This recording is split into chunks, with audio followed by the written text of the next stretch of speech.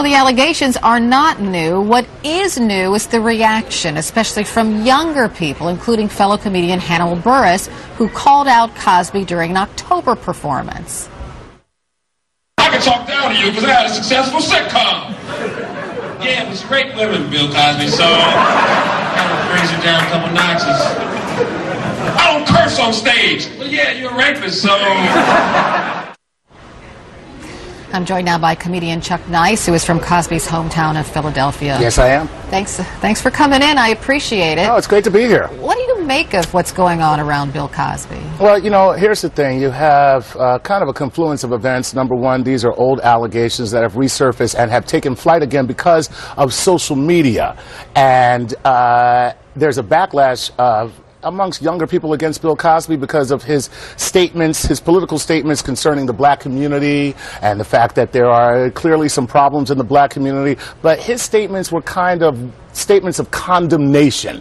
It wasn't like, hey, you know, I would like to see this community rise up in this manner. It was like, you know, the old man shaking his fist, you know, like, you kids, you don't know what to do, and, you know. There's a term for it. They call it the politics of respectability. The politics of respectability. And Bill Cosby was trying to instruct the younger generation to what? Pull up their pants. Right. Stop blaming the pants, you see, because your pants are down by your ankle, and no one wants to hear it. You're the old dude shaking your fist now, and that's not the way that you're ever going to resonate with young people. I understand what he's talking about with the politics of respectability, because any successful black person who comes from a middle-class background, hardworking parents, was told this, and I'm sure anyone listening will confirm this. You have to be twice as good to be just as good. Well, there's a new generation coming up saying, well, screw that. Why do I have to be twice as good to be just as good? That's not acceptable. And so, you know, for Cosby to approach it that way has created kind of a friction within the community against him. Of course, all of this doesn't negate the fact that he really did pave the way for African Americans on television series and in the world of comedy. Listen, with no Bill Cosby, there's no me. I mean, that certainly would have happened. I'm not saying that he's my father. Wait a minute. What I'm saying is...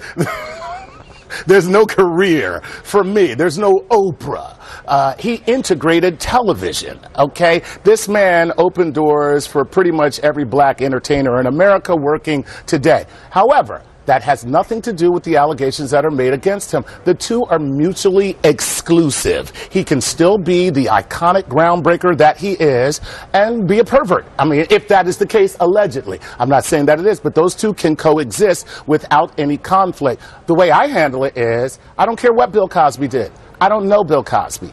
As long as Dr. Huxtable is not accused of anything, I am fine. But you can't separate the two. Well, yes, I can, because I know Dr. Huxtable. I know his wife, Claire. I know his children. Yes. But these are very serious, and I don't mean to laugh about it, because these are very serious allegations, and yet another woman has come forward and made similar allegations against Bill Cosby. You know, I guess the thing is, his interview on NPR. Yes. Why doesn't he just come out and address them? Well, because make a statement. I'll tell you why, what he's thinking, okay? Because like I said, he's kind of an old guy now. And I don't really think he understands how social media works and how you have to handle things. The media savvy that is necessary to handle crises is different than the way it was when he was Dr. Cosby on television, okay? And so he's thinking this, well, if I dignify these with a defense, people will think I'm defending myself because I'm guilty. If I remain silent, people will think I'm silent because I'm guilty. No matter what I do, there will be a contingency of people who are going to say that I am guilty, so therefore I'm going to allow this oil fire to burn itself out, which, believe it or not, is actually how a lot of oil fires are fought. It's like you can't put anything on an oil fire, you just let it burn out. However, in this particular media age that we live, you can no longer do that because you have the internet, you have memes, you have things that will take on a life of their own, and that is what has happened to Bill Cosby right now. There's only two things on the internet: Kim Kardashian's greasy butt and Bill Cosby. That's pretty much it. Thanks for putting it into perspective for us. Chuck Nice, I appreciate it. I appreciate your insight. Thank you.